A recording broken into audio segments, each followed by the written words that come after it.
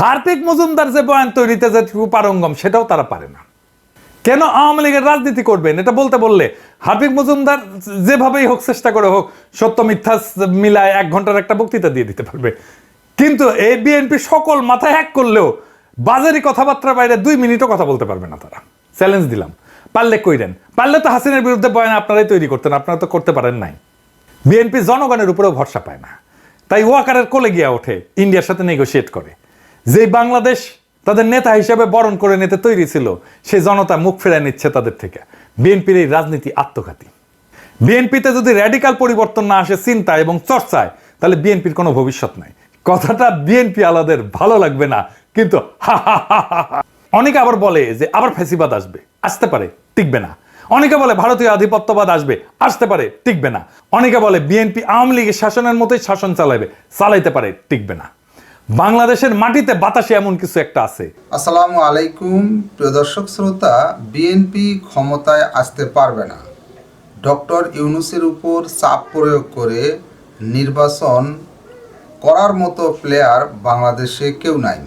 Doctor Yunus যেভাবে এগিয়ে যাচ্ছেন তাকে এগিয়ে যেতে দিতে হবে। এবার 100% গ্যারান্টি দিলেন বিএনপি ক্ষমতায় যাচ্ছে না, তাহলে ক্ষমতায় যাচ্ছে কেউ? এনসিপি, এই দলটির প্রধান হবেন ডক্টর ইউনূস। নির্বাচনের আগ মুহূর্তে ডক্টর ইউনূস পদত্যাগ করবেন এবং এই দলের প্রধান হবেন এবং 300 আসনেই প্রার্থী দিয়ে ডক্টর ইউনূসও নির্বাচন করবেন। আসলে কি সম্ভব? তাই কি হবে? চলুন ভিডিওতে বিস্তারিত দেখে আসি। বিএনপির রাজনীতির মূল সংকটটা কোথায়, এটা আলাপ করাটা জরুরি হয়ে পড়ছে। কারণ অনেকে মনে করতেছেন যে বিএনপির সাথে কেন আমাদের দূরত্বটা বাড়ছে। আমরা অনেকেই যারা বিএনপির সাথে হাসিনা হটাও আন্দোলন করছি, তাদের সাথে বিএনপির একটা দৃশ্যমান দূরত্ব তো তৈরি হয়েছে। তার সঙ্গত কারণও আছে। সেই কারণগুলো নানা সময় বলা হয়েছে, আবার আলাদা করে করার দরকার আছে বলে মনে করি না। কিন্তু বিএনপির সাথে এই সংকটটা কি হঠাৎ করে তৈরি হয়েছে? না, এই সংকট অনেক আগে থেকেই ছিল। সেজন্য হাসিনা হটানোর লড়াইয়ে সে নেতৃত্ব দিতে পারে নাই। বাংলাদেশের সবচেয়ে বড় রাজনৈতিক দল হওয়ার পরেও সে 2024-এর বিপ্লবের নেতৃত্ব দিতে পারে নাই। শুরু করি বিএনপির যত ভুল নিয়ে। আসেন আল্লাহর নামে শুরু করি। বিএনপির সবচেয়ে বড় ভুল হইতেছে জিয়াউর রহমানের পজিশনিং শব্দটা মার্কেটিং এর শব্দ। আগে পজিশনিং শব্দ বলতে কি বোঝায় এটা বুঝেনি। এটাতে মার্কেটিং এ বলে প্রোডাক্ট পজিশনিং। এটা হলো মার্কেটিং এর একটা কৌশল, যার মাধ্যমে একটা পণ্যকে গ্রাহকদের মনে একটা নির্দিষ্ট এবং স্বতন্ত্র অবস্থানে স্থাপন করে দেয়। সহজ কথা, এটা হলো গ্রাহকদের মনে একটা ধারণা বা ভাবনা তৈরি করা যে পণ্যটা অন্য পণ্যের তুলনায় কিভাবে আলাদা, কিভাবে তাদের সমস্যা সমাধান করতে পারে। আমি একটা উদাহরণ দিই। ধরেন গাড়ির বাজারের পজিশনিং। ধরা যাক 2টা গাড়ি আছে, গাড়ির নির্মাতা 2টা, তাদের পণ্যের পজিশনিং করতেছে। মার্সিডিজ বেঞ্জ, এই যে মার্সিডিজ বেঞ্জ আর টয়োটা, 2টাই গাড়ি একই কাজ করে, তাই না? কিন্তু কোন গাড়িটা কিনবেন, কে কিনবে? মার্সিডিজ বেঞ্জ এটা খুবই উঁচু মানের গাড়ি, বিলাসবহুল গাড়ি, আরামদায়ক গাড়ি, এটা সেফটি স্ট্যান্ডার্ড ভালো, মানে খুব স্পিডে যদি বাঘ ঘুরতে যায় তাও এটা উল্টায় পড়বে না। বড় লোকই দেখানোর জন্য আর কি, নিজের সম্পদশালী দেখানোর জন্য, সোজা কথা ভাব শোধানোর জন্য লাগে আর কি। টয়োটা এটা নির্ভরযোগ্য, দীর্ঘমেয়াদী ব্যবহারের উপযোগিতা আছে, দামে সাশ্রয়ী, এটা রিসেল ভ্যালু ভালো, পার্টস পাওয়া যায় সব জায়গায়, তাই না? 2টা ব্র্যান্ডে গাড়ি তৈরি করে, কিন্তু তারা আলাদাভাবে নিজেদের পজিশনিং করছে যাতে ভোক্তাদের মনে আলাদা আলাদা চিত্র তৈরি হয়। এক গ্রুপ কিনবে মার্সিডিজ আর এক গ্রুপ কিনবে টয়োটা, আলাদা জায়গা সবার। বিলাসবহুল কথাটা শুধু মার্সিডিজের জন্য, টয়োটার জন্য কিন্তু না। টয়োটা যদি বলে আমি বিলাসবহুল তাহলে কিন্তু হবে না। মার্সিডিজ যদি বলে আমার পার্টস সব জায়গায় পাওয়া যায় তাহলে হবে না। প্রোডাক্ট পজিশনিং মানে হলো প্রতিযোগিতামূলক বাজারে পণ্যটাকে এমনভাবে উপস্থাপন করা যাতে গ্রাহকরা সহজে বুঝতে পারে যে এই পণ্যটা কেন এই পণ্যের চেয়ে আলাদা এবং কেন গুরুত্বপূর্ণ তার জন্য। রাজনৈতিক দলেরও পণ্য আছে, সেটা তারা বেচা কেনা কথাটা শুনতে খারাপ লাগলেও এভাবে বললে সুবিধা হয়। তো আওয়ামী লীগের পণ্য কি? শরদ্দির বডিগার্ড, তারা বলে স্বাধীনতার নেতা, 6 দফা আন্দোলনের নেতা। আমরা অপছন্দ করলেও স্বাধীনতার অবিসংবাদিত নেতা হইতেছে শরদ্দির বডিগার্ড, মানে শেখ মুজিব পাকিস্তান আন্দোলনও করছিল, কিন্তু এটা আওয়ামী লীগ কিন্তু বলে না। জিয়ার পজিশনিং করছে কোথায়? বিএনপি। জিয়ার পজিশনিং করছে স্বাধীনতার ঘোষক, জেড ফোর্সের নায়ক। স্বাধীনতা কি জিয়া 1 নাম্বার ক্যারেক্টার স্বাধীনতা যুদ্ধে, মুক্তিযুদ্ধে? সে কি অবিসংবাদিত নেতা? আমি যাই বলি না কেন, এই স্বাধীনতার মাঠে কখনোই জিয়া মুজিবকে ছাড়াই যেতে পারবে না, তার ইমেজকে। পাকিস্তান আন্দোলনে মুজিব জিন্নাকে ছাড়াই যেতে পারবে না। তাহলে জিয়াকে কোথায় পজিশন করতে হইতো? জিয়া 7ই নভেম্বরের বিপ্লবের অবিসংবাদিত নেতা। 7ই নভেম্বর তো বিপ্লব হয়েছিল, সেই বিপ্লবের বিপ্লবীরা প্রফেসর ইউনূসের মতো জিয়াকে নেতার মুকুট পরাইছিল। জিয়া নেতা হইতে চায় নাই, কিন্তু পরিস্থিতির প্রয়োজনে নেতৃত্ব গ্রহণ করছেন। ঠিক প্রফেসর ইউনূসের মতো। সক্রেটিস বলছিল সেই শাসকই শ্রেষ্ঠ শাসক যে অনিচ্ছুকভাবে শাসন ভার নেয়। বাংলাদেশের ইতিহাসে 2 জন অনিচ্ছুক শাসক পাইছি, একজন প্রফেসর ইউনূস আর একজন জিয়াউর রহমান। জিয়াকে উচিত ছিল আগস্ট বিপ্লবের নায়ক হিসেবে পজিশন করা, সেটা বিএনপি করে নাই। জিয়াকে উচিত ছিল অনিচ্ছুক শাসক হিসেবে পজিশন করা, সেটাও সে করে নাই। সে নভেম্বর বিপ্লবকে ওনই করে না, 2024-এর বিপ্লবকে বিপ্লব বলে স্বীকার করতে চায় না। বিএনপি আর তাদের বুদ্ধিজীবীরা বিপ্লব নামটা শুনলে কাপড় নষ্ট করে ফেলে, না জানি কি করতে হবে বিপ্লব কইলে। 2 নম্বর হইতেছে বিএনপির কোনো পলিটিক্যাল বয়ান নাই, মানে রাজনৈতিক বয়ান নাই। তো রাজনৈতিক বয়ান মানে কি? ধরেন আপনাকে যদি বলা হয় আপনার রাজনীতি কি, আপনার উত্তর কি হবে? খুব সহজ প্রশ্ন মনে হয়, কিন্তু গুছায় উত্তরটা দিতে গেলে দেখবেন ঠিক অতটা সহজ মনে হইতেছে না। মানে যদি চিন্তার স্বচ্ছতা থাকে, মানে চিন্তার স্বচ্ছতা মানে ধরুন অ্যারিস্টটল হয়ে যেতে হবে না। চিন্তার স্বচ্ছতা হলো আপনি যে বক্তব্য দেন, সে বক্তব্যটা কেন দিচ্ছেন, সে বক্তব্য কই থেকে আসছে, সে সম্পর্কে একটা পরিষ্কার আইডিয়া, ধারণা থাকা। এইটারে বলে চিন্তার পদ্ধতি। তো এই চিন্তার পদ্ধতি সম্পর্কে সচেতন থাকাই হইল চিন্তার স্বচ্ছতা, চিন্তা করতে পারা। এটা মেলা কঠিন কাজ। যেটা বলছিলাম যে আপনাকে যদি জিজ্ঞেস করে যে আপনার পলিটিক্সটা মূলত কি, আপনি আসলে কি করেন, কি চান, এই সমস্ত প্রশ্নের উত্তর দিতে গেলে আপনাকে একটা গল্প বলতে হবে। এই গল্পটাই হইতেছে বয়ান। যেমন ধরেন আওয়ামী লীগ কি বলবে যে সে 1000 বছরের বাঙালি জাতীয়তাবাদের রাজনীতি করে। আপনার এই দাবির পক্ষে একটা গল্প বলতে হবে আওয়ামী লীগকে। সেই গল্পটা হইতেছে সোনার বাংলার গল্প, সে সোনার বাংলায় ফিরে যেতে চায়। সে বলবে মুক্তিযুদ্ধের কথা, সোনার বাংলায় ফেরার পথে একটা মাইলস্টোন মুক্তিযুদ্ধ, সোনার বাংলায় ফেরার পথে আরেকটা মাইলস্টোন 52 ভাষা আন্দোলন। এখন এই যে বয়ান, এই যে গল্পটা, এটা সমর্থনে যারা থাকবে তারা আওয়ামী লীগের। এমনও হতে পারে সে আওয়ামী লীগকে ভোটও দেয় না, কিন্তু মুক্তিযুদ্ধের এই গল্প, এই ন্যারেটিভ, এই বয়ান, স্বাধীনতার এই বয়ান, এটা সে বিশ্বাস করে। অর্থাৎ আওয়ামী লীগের পলিটিক্যাল ন্যারেটিভে তার কোনো আপত্তি নাই। তাহলে সে ভোট কেন দেয় না আওয়ামী লীগকে? দেয় না কারণ সে মনে করে আওয়ামী লীগ মুক্তিযুদ্ধ নিয়ে যে ন্যারেটিভ দাঁড় করাইছে, সেই ন্যারেটিভ অনুযায়ী সে চলতেছে না, মুক্তিযুদ্ধের ন্যারেটিভ সে পালন করে না। অর্থাৎ আওয়ামী লীগ খারাপ হয়ে গেছে। এছাড়া আওয়ামী লীগকে সমর্থন দিতে তার কোনো সমস্যা নেই। এই কারণে দেখবেন অনেকে বলে যে আমি আওয়ামী লীগের না, তবে শেখ মুজিব এবং মুক্তিযুদ্ধকে আমি অন করি। অর্থাৎ আওয়ামী লীগের বয়ানে যেই মুক্তিযুদ্ধের ইতিহাস, সেটা পবিত্র হইলেও আওয়ামী লীগের পবিত্র থাকে নাই পরে, সেটা সে মনে করে আওয়ামী লীগ খারাপ হয়ে গেছে। এই উদাহরণ দিই কয়েকটা, বুঝবেন আমি কাদেরকে বুঝাই। সিরাজুল ইসলাম চৌধুরী, আনু মোহাম্মদ, সিপিবি, এই যে বিএনপির ফজলুর রহমান, এমনকি মির্জা ফখরুল ইসলাম, এমনকি বিএনপির এখন সবগুলো নেতাই মোটামুটি আওয়ামী বয়ানে বিশ্বাস করে। তারা মুক্তিযুদ্ধে বিশ্বাস করে, তারা স্বাধীনতার যুদ্ধে বিশ্বাস করে, এবং আওয়ামী লীগ যেভাবে বলে 72-এর সংবিধান, সেটাতেই বিশ্বাস করে। কিন্তু আওয়ামী লীগ করে না। সে বলে, সে মনে করে যে মুক্তিযুদ্ধের যে ন্যারেটিভ, এইটার মধ্যে আসলে এটা আওয়ামী লীগ এটারে নষ্ট করে ফেলছে। তো এই গ্রুপটা, এই যে চেতনা মারানিদের গ্রুপটার আর একটা ডাইমেনশন আছে, যে কারণে মুক্তিযুদ্ধকে তারা ওন করে, নিজের বলে মনে করে। সেটা কি? সেটা হইতেছে ধর্মনিরপেক্ষতা, অসাম্প্রদায়িকতা, প্রগতিশীলতা। আপনি দেখবেন বিএনপির নেতাগুলো এই কথাগুলোই বলে, এই 3টা শব্দ এটা ব্যবহার করে, যে কথাটা আসলে বলতে চায় সেটা কি, সেটা বলা সম্ভব না তাদের পক্ষে, সেজন্য এরকম শব্দগুলো বলে। এই শব্দগুলো হইতেছে ইসলাম বিদ্বেষ, মুসলমান বিদ্বেষ। মুক্তিযুদ্ধের যে বয়ান আমরা দেখি, সেটা আসলে কাদের লেখা? কারা ঠিক করে দিছে যে মুক্তিযুদ্ধ বলতে এইটা বুঝতে হবে, এই জিনিসটা বুঝতে হবে? কে? মুক্তিযুদ্ধের ইতিহাস লিখছে ধর্মনিরপেক্ষতাবাদী প্রগতিশীলরা। তো প্রগতিশীলতা আর এই ধর্মনিরপেক্ষতার উৎস কোথায়? আমাদের দেশে। আসেন এটা একটু বুঝে দেখি। বাংলাদেশ রাষ্ট্র গঠনের 3টা পর্যায় আছে সুনির্দিষ্ট। 1 নম্বর পর্যায়, এই ভূখণ্ডে মুসলমানদের আগমনের পর থেকে ব্রিটিশদের কলোনি তৈরি হওয়া পর্যন্ত, তারপরে সেই কলোনি ভেঙে ভারত ভেঙে পাকিস্তান হওয়া পর্যন্ত, এরপরে বাংলাদেশ রাষ্ট্র সৃষ্টি হওয়া পর্যন্ত। এই ভূখণ্ডে হিন্দুদের কাছে মুসলমানদের আগমন কি, মানে ভারতবর্ষে কি মনে করে? এটা বহিঃশত্রুর আক্রমণ, তারা বাইরে থেকে আসছে। অন্য 8-10টা এই যে উপনিবেশ যারা করে, কলোনি যারা বানায়, তাদের মতো মুসলমানরাও কলোনি গাড়ছিল এই ভূখণ্ডে, যেমন ব্রিটিশরা করছে। তো এটাই হইতেছে হিন্দুত্ববাদের গোড়ার কথা, যে মুসলমানরা বহিরাগত, বাইরে থেকে আসছে। অথচ মুসলমানরা যে ব্রিটিশ বা ইউরোপিয়ানদের মতো কলোনি গড়ে নাই, বরং নিজেরাই ভূখণ্ডে আইসা তাদের মতো করে এই ভূখণ্ডের লোকই হয়ে গেছে, এই ভূখণ্ডকে নিজের ভূখণ্ড করে নিছে, এখানে সংসার করছে, বিয়ে শাদী করছে, এখানে মারাও গেছে, এখানে মানুষ হয়ে গেছে, সম্পদ পাচার করে নাই সে যেখান থেকে আসছে। সেইটা কিন্তু এই হিন্দুত্ববাদীদের বয়ানে পাওয়া যায়। বখতিয়ার খলজি তো আসছে আফগানিস্তান থেকে, সে কি আফগানিস্তানে নিয়ে গেছে তার সম্পদ? না।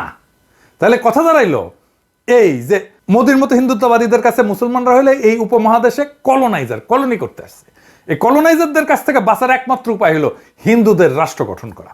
এটা বঙ্কিমচন্দ্রের রচনা পড়লেই বুঝবেন, শরৎচন্দ্রের রচনা পড়লেই বুঝবেন, দেখবেন যে কেন কিভাবে হিন্দুদের রাষ্ট্র গঠন করতে হবে। এই বয়ান দাঁড় করানোর জন্য বঙ্কিম সারা জীবন কাজ করে গেছে। তাহলে বিষয়টা দাঁড়াইলো যে ভারত বা হিন্দুত্ববাদ এমন বয়ানই দাঁড় করাবে বা এমন বয়ানকে সমর্থন করবে যেটা হিন্দুত্ববাদের স্বার্থকে মুসলমান জনগণের স্বার্থের উপরে দাঁড় করাবে।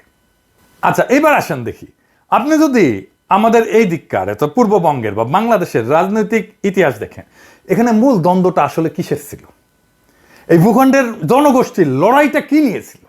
আসেন সেটা একটু বুঝে দেখি, তাহলে আমরা বুঝতে পারবো যে আসলে আমরা কোথায় যাইতেছি এবং কোথায় থেকে কোথায় আসলাম।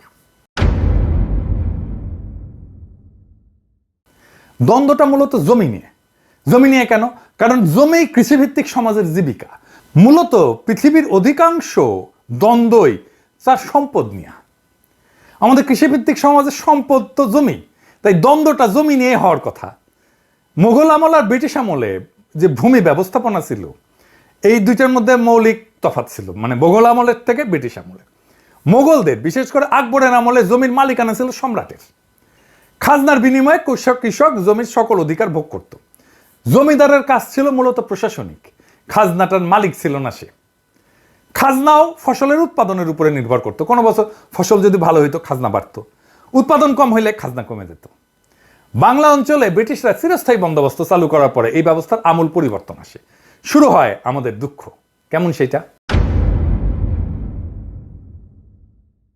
জমিদার হয়ে যায় ভূমির মালিক, আর কৃষক হয় খাজনা দেওয়ার মেশিন। ফসল ভালো হয়েছে কি খারাপ হয়েছে সেটা না, নির্দিষ্ট পরিমাণে খাজনা কৃষককে দিতে বাধ্য থাকতে হবে, একই পরিমাণে খাজনা। ফসল খারাপ হইলেও দিতে হবে, ভালো হইলে তো দিতে হবেই। মোগল এবং ব্রিটিশ আমলে জমিদারদের পার্সেন্টেজ করেন, তাহলে দেখবেন যে মোগল আমলে আনুমানিক 60 থেকে 70% জমিদার ছিল হিন্দু, বাকিটা মুসলমান এবং অন্যান্য ধর্মের।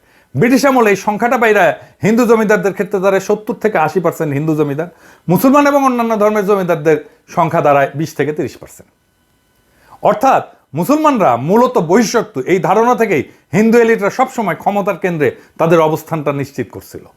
ফলে ব্রিটিশদের আমলে আমাদের বাংলা অঞ্চলে হিন্দু জমিদারদের বর্ধিত ক্ষমতা পরিণত হয় মূলত রাজনৈতিক প্রভাব খাটায়, হিন্দু প্রভাব বজায় রাখায়।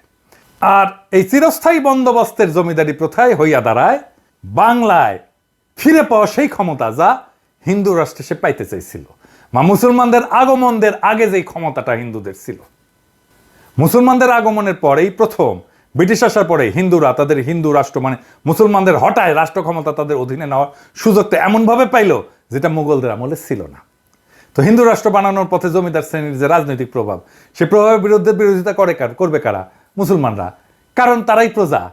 মনে রাখবেন যে এই বিরোধিতা গরিব কৃষকদের জমির মালিকানা আদায়ের আন্দোলন। কৃষকদের দিক থেকে এই আন্দোলন কোনো মুসলমান রাষ্ট্র গঠনের স্বপ্ন না, বা মুসলমান রাজত্ব ফিরে পাওয়ার স্বপ্ন না, সে ধর্ম প্রতিষ্ঠাও করতে আসতেছে না। এটা স্রেফ জমিদারি প্রথার নিষ্পেষণের বিরুদ্ধে প্রতিবাদ। এই আন্দোলনের নেতৃত্ব কারা দিছে আপনি যদি নাম দেখেন, এইটা দেখেন ফকির মজনু শাহ, হাজী শরীয়তুল্লাহ, দুদু মিয়া, তিতুমির, নুরুল দিন। এই আন্দোলন করছে মুসলমান হিন্দু কৃষকেরা মিলে, যারা হিন্দু জমিদারদের নিষ্পেষণ থেকে বাঁচতে চাইছিল। বাংলা অঞ্চল, মানে পূর্ব বাংলা অঞ্চল আজকে যেটা বাংলাদেশ, সেটা মুসলমান অধ্যুষিত হয়।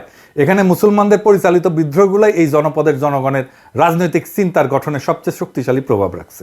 দেখেন হাজী শরীয়তুল্লাহ প্রশ্ন উঠাচ্ছে যে জমির মালিক তো আল্লাহ, কোনো মানুষ না, ফলে জমিদারদের এই জমির মালিকানা আমরা মেনে নেব কেন?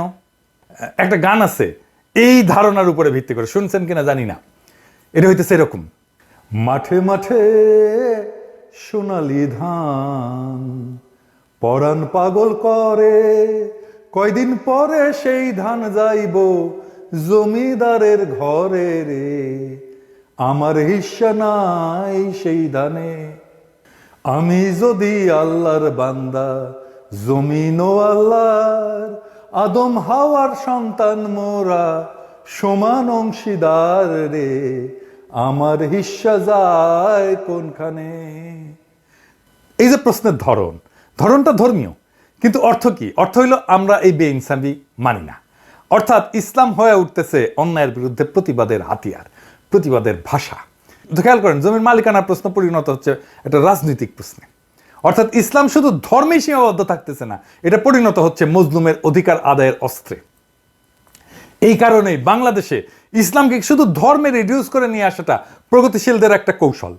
কারণ তাহলেই সে ধর্মকে ব্যক্তিগত বলে ড্রয়িং রুমে আলাপে বিষয় বানায় ফেলতে পারবে, ড্রয়িং রুমে আটকায় ফেলতে পারবে, তার রাজনৈতিক প্রভাব থাকবে না। এর ফিরে যাই, তার মানে আমার রাজনৈতিক প্রশ্ন হচ্ছে যে আমার জমির মালিকানা যারা দেয় না তারা আমার শত্রু। রাজনৈতিক প্রতিপক্ষের জায়গা করে নিচ্ছে হিন্দু জমিদাররা। হিন্দু জমিদার মানে শুধু জমির মালিকই না, সে মূলত তার জমিদারের সকল প্রজার মালিক। জমিদারের বাড়ির সামনে দিয়ে জুতা পরে যাওয়া যায় না, হাঁটা যায় না। জমিদারের ছাওয়া মারানো যায় না। জমিদারের নাতির অন্নপ্রাশনে টাকা দিতে হয়, বেশি খাজনা দিতে হয়। আবার মুসলমান যদি মুখে দাঁড়িয়ে রাখে তাহলে খাজনা দিতে হয় এক্সট্রা। গরু কোরবানি দেওয়া যাবে না, খাজনা দিতে না পারলে পিটায় মেরে ফেলবে। জমিদার পূজা করবে, সেজন্য খাজনা দিতে হবে মুসলমানদেরকে। তখন মুসলমানরা প্রশ্ন তোলে যে আমি কেন হিন্দুর পূজায় খাজনা দিব? এই জমিদারদের নির্যাতনের ইতিহাস জানতে হবে আপনাদেরকে, কি বিভৎস নির্যাতন করত। যাই হোক, ফলে জমিদারি উচ্ছেদের যে প্রকল্প, সেটা শুধু জমির মালিকানা পাওয়ার মধ্যে সীমাবদ্ধ থাকে না, সেটা নিজের জন্য রাষ্ট্র বানানোর একটা প্রকল্পে পরিণত হইতে থাকে। এমন রাষ্ট্র যেখানে কৃষক তার জমির মালিকানা পাবে তো বটেই, সেই রাষ্ট্রে সে মানুষ হিসেবে বেঁচে থাকার অধিকার পাবে। এই প্রেক্ষাপটেই বাংলার মুসলমানরা বঙ্গভঙ্গের পক্ষে দাঁড়াইছিল। কারণ বাংলা ভাগ মানে এই বঙ্গের জমিদারি কলকাতার জমিদাররা হারাবে, তার মুক্তি ঘটবে। আর এই বঙ্গভঙ্গের বিরোধিতা করছে রবীন্দ্রনাথরা। কারণ জমিদারি গেলে বজরাই বৈশা নিশ্চিন্তে প্রেম সঙ্গীত লেখা যাবে না, জমিদারি যাওয়া মানে পেটে টান পড়া। তাই লিখতে হইল আমার সোনার বাংলা, আমি তোমায় ভালোবাসি। এই সোনার বাংলা কোনটা? এইটা। কোন ভূখণ্ডকে রবীন্দ্রনাথ সোনার বাংলা বলছিলেন? এইটা। রবীন্দ্রনাথের সোনার বাংলা এইটাই। শুধু জাতীয় সঙ্গীত নিয়ে হাউকাউ না কইরা এই সোনার বাংলা আয়না ঠিক বা আমার বাকশালীটা। কিন্তু পরিহাসের বিষয় হলো পূর্ব বাংলা তাকে ভালোবাসে না। কিন্তু এই জমিদারি রক্ষার গানটাই হয়ে দাঁড়ায় জমিদার বিরোধী জনগণের রাষ্ট্রের জাতীয় সঙ্গীত। কি তামাশা! এই জমিদার বিরোধী আন্দোলনে আসলে কি ঘটে? হিন্দু জমিদারদের যে অর্থনৈতিক, রাজনৈতিক আর সাংস্কৃতিক প্রভাবের কথা বলছি, সেই প্রভাবে প্রথম সংগঠিত আঘাত হয়ে নেয় এই মুসলমান কৃষকেরা। ফলে এই যে জমিদার শ্রেণীর যে আধিপত্য এবং আপামর হিন্দুদের যে আধিপত্য, তার উপরেও আঘাত পড়ে। একজন হিন্দু কৃষক এবং মুসলমান কৃষকের মধ্যে তফাৎ হইল যে ওই হিন্দু কৃষক মানসিকভাবে জমিদারদের সাথে অবস্থান করে, আর মুসলমান কৃষকটা থাকে দ্বিতীয় শ্রেণীতে। এমন তথ্য আপনি ইতিহাসেই পাবেন। জমিদার বাড়িতে দুই কৃষক গেল, একজন হিন্দু আর একজন মুসলমান। একজন বসলো পাটিতে আর একজন বসলো মাটিতে। কে মাটিতে বসলো বলে মনে করেন? মুসলমান কৃষক। দরিদ্র কৃষক হইলেও শুধুমাত্র হিন্দু হওয়ার কারণে আপনি সাংস্কৃতিকভাবে শক্তিমান হয়ে উঠবেন, নিজের শক্তি ফিল করবেন। এটা আপনি দেখতে পাবেন, এখনো দেখতে পাবেন যে আওয়ামী লীগের কাছ থেকে জীবনে একটা উপকার পায় নাই, কিন্তু বা চায় নাই। কিন্তু জুলাইয়ের গণহত্যাকে অস্বীকার করে এমন আওয়ামী সমর্থকের দিকে খেয়াল করে দেখলে বুঝবেন, এরা আওয়ামী লীগ ক্ষমতায়, এই চিন্তাটাই তাকে ক্ষমতাবান করে তোলে। সে মনে করে আমি ক্ষমতার একটা অংশ, আমার একটা আলাদা ক্ষমতা আছে। ফলে মুসলমান কৃষক যখন হিন্দু জমিদারদের বিরুদ্ধে বিদ্রোহ করে, তার মনে তখন এই ব্যবস্থা উচ্ছেদের স্বপ্ন থাকে নতুন রাষ্ট্রের। এই রাষ্ট্রের স্বপ্নই তাকে দেখাইছিল পাকিস্তান, দেখাইছিল জিন্নাহ। ফলে পূর্ববঙ্গের মুসলমান এই পাকিস্তানের পক্ষে দাঁড়ায়। পাকিস্তান রাষ্ট্রের ধারণা আসছিল মূলত গান্ধীদের হিন্দুত্ববাদী ভারত বানানোর বিরোধিতা থেকেই। মুসলমানরা এই দেশে বহিরাগত শত্রু, এই ধারণার কন্টিনিউশন, ধারাবাহিকতা হইতেছে কংগ্রেস। যা বলতেছিলাম যে এই পাকিস্তান যখন বলে যে আমরা জমিদারি প্রথা উচ্ছেদ করে দেবো, তখন পূর্ববঙ্গের মানুষ কোনো দিকে না তাকায় তাকে সমর্থন করে। কারণ এমন একটা রাষ্ট্রের স্বপ্নই তো তারা এতদিন ধরে দেখছে। পাকিস্তান সৃষ্টি করতে চাওয়া আর গরিব মুসলমান কৃষকের পাকিস্তান রাষ্ট্র বানানোর প্রশ্নের সমর্থন দেওয়া এক না, এটা একটু মনে করাই দিতে চাই। পূর্ববঙ্গের জনগণের সমর্থন নেওয়ার জন্যই মূলত এই কথার উদ্ভব হয়েছিল এবং জনগণ তাতে সায় দিছিল স্বাভাবিকভাবে। তো স্বাদের জমিদারি উচ্ছেদ হয়ে যাবে, এটা মানা স্বাভাবিকভাবে অসম্ভব হিন্দু জমিদারি এলিটদের জন্য। হিন্দুত্ববাদী রাষ্ট্র প্রকল্পের জন্য এটা সবচেয়ে বড় শত্রু। কিন্তু বাস্তবতা হইল পাকিস্তান তৈরি হয় এবং স্বাদের জমিদারি জয় বাংলা হয়ে যায়। অর্থনৈতিক প্রতিপত্তি যদি চলে যায় হিন্দু জমিদারদের, তাহলে বাকি থাকে কি? হিন্দু জমিদারদের হাতে তখন একটা মাত্র অস্ত্র থাকে, সেটা হইল সাংস্কৃতিক আধিপত্য, বয়ানের আধিপত্য। শুধুমাত্র তাহলেই পাকিস্তানকে ভাঙা যাবে। পাকিস্তান রাষ্ট্রে বহু সমস্যার কারণে পাকিস্তানকে সবচেয়ে বেশি সমর্থন করা বাঙালি মুসলমান কৃষকের স্বপ্নভঙ্গ হয় কিছুদিনের মধ্যেই। কেন হয়, কখন হয়, একটু বুঝে দেখি। প্রথম হয় ভাষা আন্দোলনে 52-তে। ভাষা আন্দোলন কিন্তু কোনো মাতৃভাষার আন্দোলন ছিল না, শুনলে খারাপ লাগবে, কিন্তু আসলে কেন ভাষা আন্দোলনটা হইল?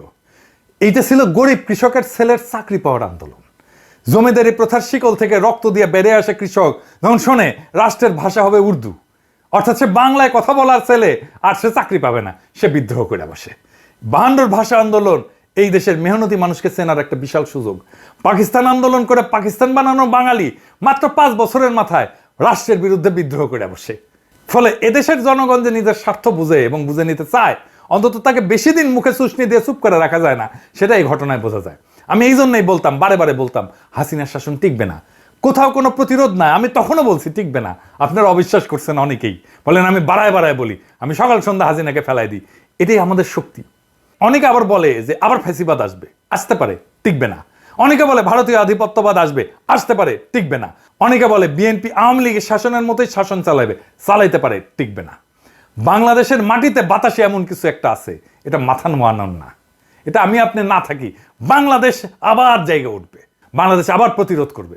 যা বলছিলাম যে হিন্দু জমিদারদের শ্রেণীর যে সাংস্কৃতিক বয়ান, এই আধিপত্য, এই আধিপত্য তৈরি করে কে? আধিপত্যই তৈরি করে প্রগতিশীলতা, অসাম্প্রদায়িকতা এবং ধর্মনিরপেক্ষতার নামে। কারা করে? প্রথম আলো, টেলিস্টার, সিপিবি, ছায়ানট, উদিসি, এদের মাধ্যমে। যে কথাটা বলার জন্য এই 3টে শব্দ ব্যবহার করে, সেটা কি ইসলাম বিদ্বেষ, মুসলমান বিদ্বেষ। কারণ কি? তার কারণ এই মুসলমান তার শখের জমিদারি, তার হিন্দুত্ববাদী ভারত ভেঙে দিছে। ফলে তাদের গায়ের ধরে না পারি চিন্তার ক্ষমতা আমাদের নিচেই রাখবো। প্রমাণ দিই আপনাকে। যদি জিজ্ঞেস করা হয় একজন অসাম্প্রদায়িক প্রগতিশীল লোক বললে আপনার মাথায় কেমন চিত্র ভাইসা ওঠে, আমি উত্তরটা দেব না। তবে শুধু এটুকু বলবো যে আপনার মাথায় কোনো দাড়ি টুপিওয়ালা লোককে, মুসলমানকে অসাম্প্রদায়িক প্রগতিশীল বইলে মনে হবে না। মুক্তিযুদ্ধের পর থেকে আমাদের রাষ্ট্রের রাজনৈতিক বয়ান যেটা আধিপত্য করতেছে, সেই বয়ানে কি দাড়ি টুপি পরা কাউকে স্থান দেওয়া যায়? ভেবে দেখেন। আমাদের প্রধান বয়ানে দাড়ি টুপি পরা সবাই হলো পাকিস্তানি, এবং জাফর ইকবালদের মতো সবাইকে পাকিস্তান পাঠাই দিতে হবে। যে দাড়ি টুপি আর লুঙ্গির মুসলমানরা বাংলাদেশ রাষ্ট্র বানাইলো, তারাই এখন এই দেশের শত্রু, আর মালিক হইল কলকাতার সোনাগাছির খাটের যোদ্ধারা। এই দেশের অসাম্প্রদায়িকতা হইল পয়লা বৈশাখে রমনায় সিঁদুর ধুতি, হাতে শাখা পইরা মুসলমানদের ছেলেমেয়েদের নৃত্য করা, আর দাড়ি টুপি বোরখার আদম হইল দেশকে জঙ্গি বানাইতে চাওয়া চরমপন্থী ইসলামিস্ট। এই তো প্রগতিশীলদের বয়ানে মুক্তিযুদ্ধ, তাই না? যে গরিব মুসলমান কৃষক জমির মালিকানা আর অধিকারের রাষ্ট্র বানাইতে বহু সংগ্রামে শেষে এই বাংলাদেশ বানাইলো, সেই বাংলাদেশে তারা হয়ে গেল দেশ বিরোধী। খুব মজার ব্যাপার না? আর এই বয়ানের কারিগর কারা? এই বয়ানের কারিগর হইতেছে সেই প্রগতিশীল সাম্প্রদায়িক ধর্মনিরপেক্ষ ভাইয়েরা আর বোনেরা। এই বয়ানই তো হিন্দু জমিদারদের কালচারাল ন্যারেটিভের আধিপত্যের বয়ান, যে বয়ান এসে থিতু হয়েছে আওয়ামী লীগের হাতে।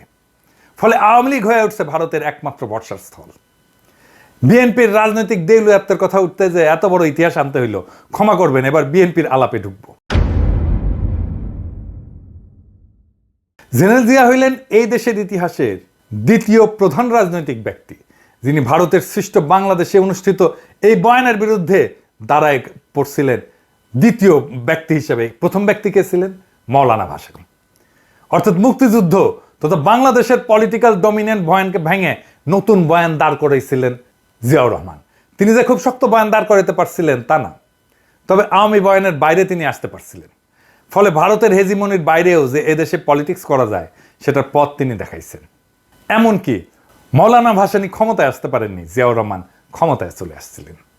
সো মৌলানা ভাসানীর চেয়ে এক ধাপ আগায় জিয়াউর রহমান ইন্ডিয়ার কালচারাল ডমিনেন্স পলিটিক্যাল বয়ানের বাইরে নতুন একটা রাজনৈতিক চিন্তা দেখাইছেন এবং সেই চিন্তাকে ক্ষমতাশালী করে তুলছেন। আজকের বিএনপির অবস্থা কি? আজকের বিএনপি মুক্তিযুদ্ধের কথা বললে, ৭২-এর সংবিধানের কথা বলে রাজনীতি করতে চাইতেছে। প্রথম আলো ডেইলি স্টারের সামনে জিয়াফত দিলে বিএনপির পুচ্ছে আগুন জ্বলে যায়, আর মির্জা ফখরুল মিছা কথা বলে বক্তৃতা দেয় যে পত্রিকা অফিসে আগুন দেওয়া হয়েছে। এমন বাংলাদেশকে আমরা চেয়েছিলাম, বাংলাদেশ রাষ্ট্রের সাথে সবচেয়ে বড় গাদ্দারি এখন বিএনপি শুরু করছে। বিএনপি যদি মুক্তিযুদ্ধের আওয়ামী বয়ানি ফেরি করে তাহলে আলাদা করে পার্টি করার প্রয়োজনীয়তা কিসের? আওয়ামী লীগ করলেই তো পারে। তো মুক্তিযুদ্ধের বয়ান দিয়ে যে ফ্যাসিজম আওয়ামী লীগ চালু করছিল, সে একই কাজ তো বিএনপিও চালু করলো। তাহলে বিএনপির নিজের রাজনীতি কোনটা? উত্তর হইল যে বিএনপির কোনো রাজনীতি নাই। আওয়ামী লীগ তার বয়ান দিয়ে ফ্যাসিজম করছিল, কারণ সেটা করার জন্য যে জিনিসগুলো দরকার, যে ন্যারেটিভ দরকার, সেটা তার ছিল। বিএনপির ফ্যাসিজম করতে পারবে না, কারণ ফ্যাসিস্ট হওয়ার জন্য যে ন্যারেটিভ দরকার সেটা তার নাই। বড় জোর চাঁদাবাজ হইতে পারবে, টেন্ডারবাজি করতে পারবে, ঘুষ খাইতে পারবে, টেম্পু স্ট্যান্ড দখল করতে পারবে, আওয়ামী লীগের চাইতে কুৎসিত ভাবে গালি দিতে পারবে, কিন্তু রাজনীতি করতে পারবে না। ফলাফল হয়েছে যে বিএনপি রাষ্ট্র ক্ষমতায় যাওয়ার সবচেয়ে বড় স্টেক হোল্ডার যে দল, সেটা অলরেডি সবার কাছে একটা তামাশায় পরিণত হয়েছে। তাদেরকে এখন টেম্পু স্ট্যান্ডের চাঁদাবাজ বলা হয়। দেখেন, তারা দ্রুত নির্বাচন চায়, আগাম নির্বাচন চায়, সেটাও তামাশার বিষয় হয়ে গেছে। সে আগাম নির্বাচনের পক্ষে সে একটা ভালো ন্যারেটিভও দাঁড় করাইতে পারেনি। আল বদর থেকে বানানো আল বটর গালিটাই বিএনপির রাজনৈতিক দেউলিয়াত্বের সবচেয়ে বড় প্রমাণ। ভাষা ধার করতে হয় আওয়ামী লীগের কাছ থেকে। আওয়ামী লীগের বানানো মুক্তিযুদ্ধের বয়ানের বাইরে কোনো পলিটিক্যাল বয়ান বানানোর বুড়ো বিএনপির নাই। জিয়াকেও এই মুক্তিযুদ্ধের বাইরে কল্পনা করতে পারে না। আওয়ামী লীগের শত্রু বানানো দেখে আওয়ামী লীগের শত্রু জামাতকেই তার শত্রু বানাইতে হয়। আওয়ামী লীগ যেহেতু বানাইছে, তাকেও বানাইতে হবে। সেজন্য সে আসলে দেখেন, সে আওয়ামী লীগ বয়ানের ভিতরেই আছে, আওয়ামী লীগের ন্যারেটিভের ভিতরেই আছে। আওয়ামী লীগেররা যে গালিটা দিত, বিএনপি একই গালি দিচ্ছে রাজাকার বইলা। যারা আওয়ামী লীগের শত্রু ছিল তারা এখন বিএনপি শত্রু হয়ে গেছে। সিপি গ্যাং এর মতো তারা ঝাঁপায় পড়তেছে আমাদের ফেসবুক পোস্টে। আওয়ামী লীগ আমারে বলতো আমি তারেক রহমানের টাকা খাই, বিএনপি এখন বলে আমি জামাতের টাকা খাই। চিন্তায় এতটাই গর্দভ, সেই আওয়ামী লীগের বয়ান, আওয়ামী লীগের ভাষা, আওয়ামী লীগের ন্যারেটিভ দাঁড় কইরা সে আমাদেরকে ফাইট করতে হয়। এদের সৃষ্টিশীলতার অভাব থাকার কারণে সে গালি এখন শুধু জামাতের মধ্যে সীমাবদ্ধ থাকতেছে না। এখন যারাই বিএনপি নির্বুদ্ধিতা নিয়ে কথা বলে সবাইকে আলবটর বলে। আমাকে বলে আলবটর কমান্ডার বলে, আমি নাকি আলবটরের কমান্ডার। বিএনপির হয়ে কোনো শিক্ষিত লোক কথা বলে এমন দেখছেন কাউকে? ওই এক ছাড়া, ফাহাম ছাড়া, বিরানির দোকান থেকে চান্দা তোলা লোক, সে হচ্ছে বিএনপির অনলাইন সিপাচালার। তাহলে বিএনপির পক্ষ নিয়ে একটা কথা বলার লোক থাকলেও কেউ না। বিএনপির পক্ষ নিয়ে আসলে কথা বলতে গেলে আপনি আসলে বলবেনটা কি? আপনার বক্তব্যটা কি? বিএনপির রাজনীতি কেন করবেন? কেন আপনার পক্ষে আমার যাইতে হবে? কোনো উত্তর আছে? কোনো উত্তর নাই। এই কারণে দেখবেন আমাকে বিএনপির টপ লিডাররা গালি দেয়, কোনোদিন আওয়ামী লীগের টপ লিডাররা গালি দেয় নাই। কারণ তাদের আমার কথার জবাব দেওয়ার মতো মাল ম্যাটেরিয়াল তাদের মাথায় নাই। হার্পিক মজুমদার যে বয়ান তৈরিতে যে পারঙ্গম, সেটাও তারা পারে না। কেন আওয়ামী লীগের রাজনীতি করবেন এটা বলতে বললে হার্পিক মজুমদার যেভাবেই হোক, চেষ্টা করে হোক, সত্য মিথ্যা মিলায় 1 ঘন্টার একটা বক্তৃতা দিয়ে দিতে পারবে। কিন্তু এই বিএনপি সকল মাথায় হ্যাক করলেও বাজারি কথাবার্তার বাইরে 2 মিনিটও কথা বলতে পারবে না তারা। চ্যালেঞ্জ দিলাম, পারলে কইরেন। পারলে তো হাসিনার বিরুদ্ধে বয়ান আপনারাই তৈরি করতেন, আপনারা তো করতে পারেন নাই। বিএনপি জনগণের উপরেও ভরসা পায় না, তাই ওয়াকারের কোলে গিয়া ওঠে, ইন্ডিয়ার সাথে নেগোশিয়েট করে। যেই বাংলাদেশ তাদের নেতা হিসেবে বরণ করে নিতে তৈরি ছিল, সেই জনতা মুখ ফেরায় নিচ্ছে তাদের থেকে।